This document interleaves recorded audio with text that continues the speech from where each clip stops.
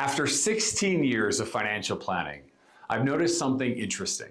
Nearly everyone we talk to, whether it's at an education event or they were referred to our firm or they came to a dinner event or who knows how we met them, but nearly everyone we talk to fits into one of 5 personality types. Now, this isn't a personality quiz video. This is an educational video to help people understand who they might be in regards to these personality types. Because what's been interesting to understand is that not only do each of them come with different concerns or worries or goals, each of them needs different pieces of a puzzle to feel confident about their plan to retire. So in the upcoming video series, we're going to dive into each one of these personality types and help you understand, number one, which one you may be, but more importantly, once you can identify which one you are, what we have done and what our Retire Forward process has done for those in the same personality type as you. Now, I'm not saying that everyone fits into only one. Many of our clients were more than one. And in some cases, maybe the husband showed 2 of them and the wife showed 1. But understanding the behavioral, psychological side of finance, in my opinion, after 16 years of doing this, is just as important as understanding the numerical side of finance. Because the reality is that money is a tool that we hire to do jobs for us, and how we feel about that job, how we feel about that money impacts our clarity, it impacts our confidence, and more importantly, it impacts our entire retirement. So having clarity on all of this is crucial. So let's dive into these 5 personality types. Again, each one will have an upcoming video. We encourage you to like and subscribe to our channel to make sure that you don't miss out on any of these. But let's dive in a little bit further. Number 1 is what we call the uncertain planner. This personality type has spent years gathering assets. They're planning for retirement in the sense that they've got multiple accounts, 401ks, IRAs, maybe some Roths or some health savings accounts. They've done a good job of accumulating investments, but they don't have a real clear plan for retirement. And they know that if they don't get clarity on how to take all the things they have and turn it into all the things they need and want, well, all that hard work may be for nothing. So the uncertain planner knows they have a great head start. Their big question is, where do I go from here? Number 2 is what we call the confident but curious. This is often your do-it-yourselfer, someone who's done a tremendous job of accumulating assets inside of a 401k, or maybe it's an IRA or just a regular brokerage account. But this is the individual who has been investing on their own their entire life. Typically, they've done a great job with low-cost ETFs, maybe some mutual funds, and basically following a broader market index. And the DIYer, they've got the spreadsheets, they've got the research, they've got the tools, and they've done a great job to get to this stage of life. But one of the things that most of these DIYers don't have is the knowledge on how do you take everything you've created and turn it into everything you need. AKA, what's next? How do we minimize our tax burden in retirement? That's a crucial conversation that most DIYers don't know how to solve. Or how do we take all of our investments that we've done a really good job of growing and turn it into a reliable and steady income stream in retirement? And the challenge for the DIYer is that not all of them ultimately, and forgive me for being blunt, but not all of them have the intellectual consistency and honesty that's needed to admit that I've done a great job with X, but I don't know how to do Y or Z. So they're confident that they've done well so far, but they're curious, is there something that's missing? Or is there something that I could be doing better if I wanted to maximize my overall plan? That's number 2. Number 3 is what we call the worried spouse. And so no one feels bad. I want to tell you that my wife would fall into this category if we were retired. The worried spouse is the worried spouse not because they don't think they're going to be okay, it's because they don't know what's going on. The worried spouse typically has taken their time to help raise children, or maybe they worked inside the home, what we call a domestic engineer, and they handed off the retirement and the investments and all the other fun financial stuff to this other spouse. And so the worried spouse knows, as long as, I'm making up names here, as long as Jim is still here, I'm okay.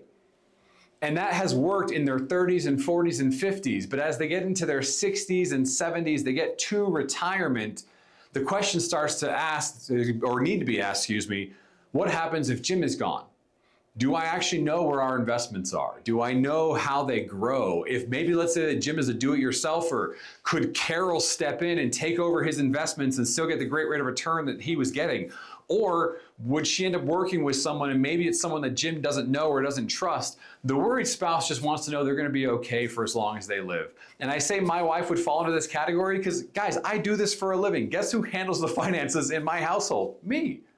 But there are easy steps that can be taken to ensure the worried spouse no longer worries, because they know there's a plan whether the spouse is there to manage the plan or not. That's number 3, the worried spouse. That's a crucial one, especially here in our state of Utah. Number 4, what we call the tax time bomb. This is the family where Uncle Sam is more excited about them retiring than the family is. Because Uncle Sam knows they have done a great job in saving in IRAs and 401ks, 403bs, 457s, 401as, you name it. And they have this ticking tax time bomb. They've done well. In some cases, they've done too well. And what they don't realize is that Uncle Sam has a plan for their retirement, whether it be through required minimum distributions or taxation to their beneficiaries when they pass the money on. And there is a massive tax time bomb that's just ticking. And if they wait too long, it's not going to go well. So number 4 is the tax time bomb. The person who knows they've done great, they've grown their assets, but man almighty, they've heard horror stories from friends or former colleagues or family about how brutal a tax game can be in retirement if you aren't proactive. That's number 4. And number 5 is what we call the legacy builder. The legacy builder is often a family where maybe they have pensions or Social Security or real estate, meaning they have enough additional income from other sources that most likely they won't be touching their 401ks and IRAs except for what they're required to do. They know they're in a fortunate situation where they can pass on money to their kids, their grandkids, maybe a charity or a church of their choice, but they have they have the means or the ability to pass on a legacy. And their big concern is, number 1, making sure it's done effectively through proper estate planning and taxation planning. But number 2, that the values that have helped them grow their own wealth get passed on to the next generation. We hear from the legacy builders all the time, I want to pass on a heritage, not just an inheritance.